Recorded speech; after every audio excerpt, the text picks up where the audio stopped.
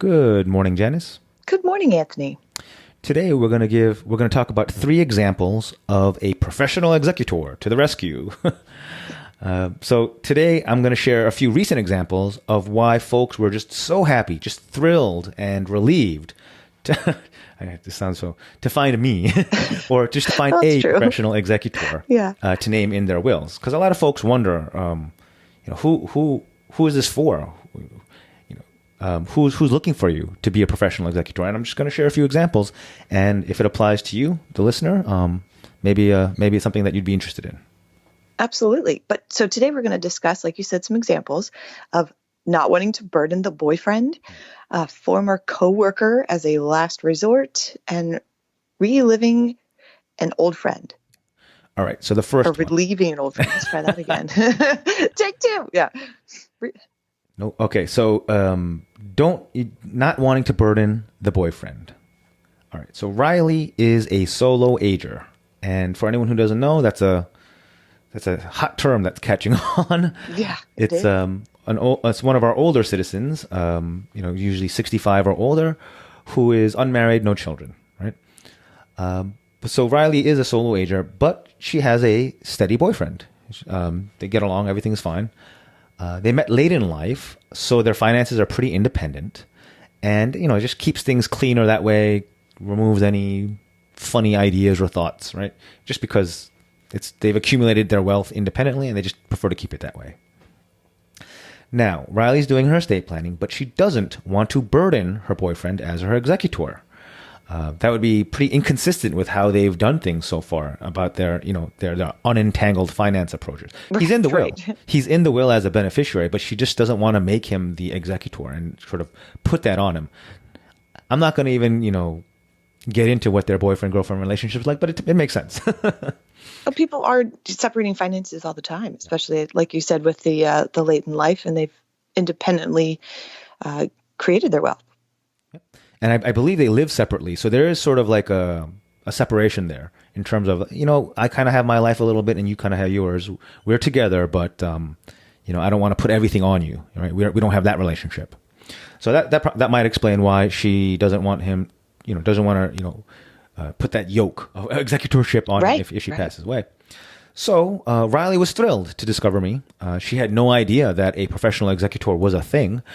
She assumed it was either a family member or she didn't know, which is a lot of people think. So she did some research and I think she found my book, and she was really happy to find me. We chatted a few times, and I am now the named executor in her will. And she sounds great and healthy, so I don't think she'll need me for many, many years to come. But That's great. But she's very relieved to know that role has been filled. That is great. And it takes that pressure off of having to figure it out, and the boyfriend, and they can go on about the way that they have things that is working. And I suspect the boyfriend is also relieved. I wonder if there was like a sort of unspoken tension, like, oh, is she going to make me do it kind of thing? Yeah, because as we talked about in prior podcasts, it's a lot of work. Yeah, for sure. Okay, so next example, the former coworker as a last resort. So Dennis is another solo ager, one of our older citizens with no spouse, no children.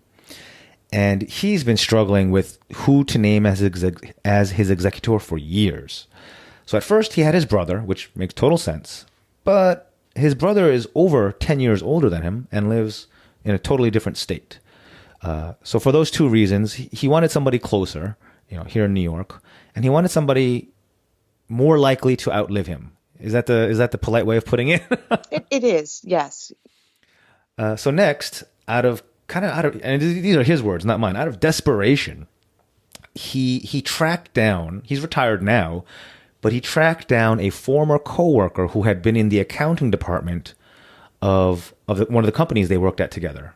And he kind of figured, if she's good with numbers, she might make a good executor. So this person who he hadn't spoken to in years, they weren't even really that friendly, has been the executor in the last version of his will for the past few years. And that just never sat well with Dennis. He was like, I plugged the hole, but I don't even know this. We don't even know each other. Right.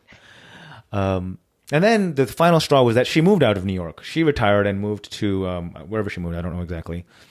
So that was the final straw, and Dennis decided I got to find a different solution, and that's when he did his own Googling or his own research, and stumbled upon the notion of a professional executor, and he was very happy to swap me out with his coworker.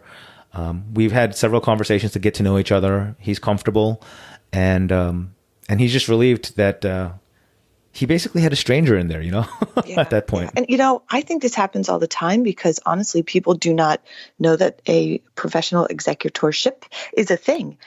So you are trying to find the best person out of the pool of people which may be someone you don't know very well. Sure. Last example, reliving an old friend. An old friend. All right. Could relive it, I guess, but yeah, anyway. So Peter is another solo ager. I guess you're sensing a trend that the professional executor service really is actually geared towards folks who don't have that spouse or kids, adult kids. So Peter is a solo ager, and his dear old friend was his executor. I don't mean to say old as an age, but one of his oldest, longest, long-term friends was his executor. But his friend then moved. This is, again, another common theme. People are transitory. Not everyone wants to retire in New York. Florida beckons, Yeah. Warmer weather, no snow. So once his pal left, Peter was okay with his pal staying on as executor. He was okay with it. He said, "Oh, with the internet, you'll be fine."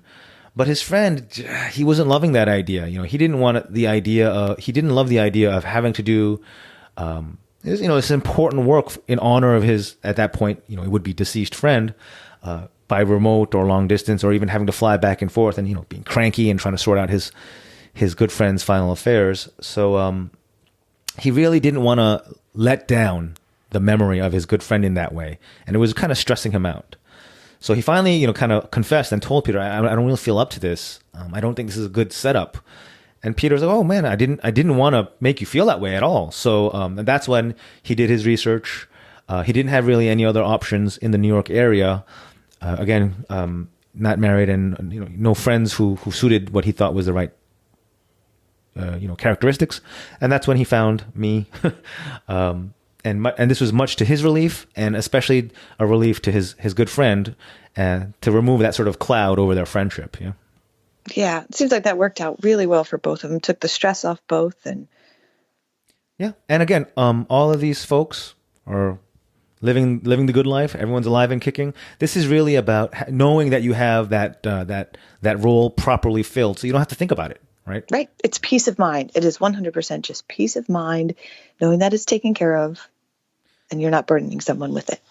And with each Riley, Dennis, and Peter, we have a nice little chat every year or so, just to stay in touch and see what's going on with friends, family, health, and all that good stuff, and finances, I guess, sometimes.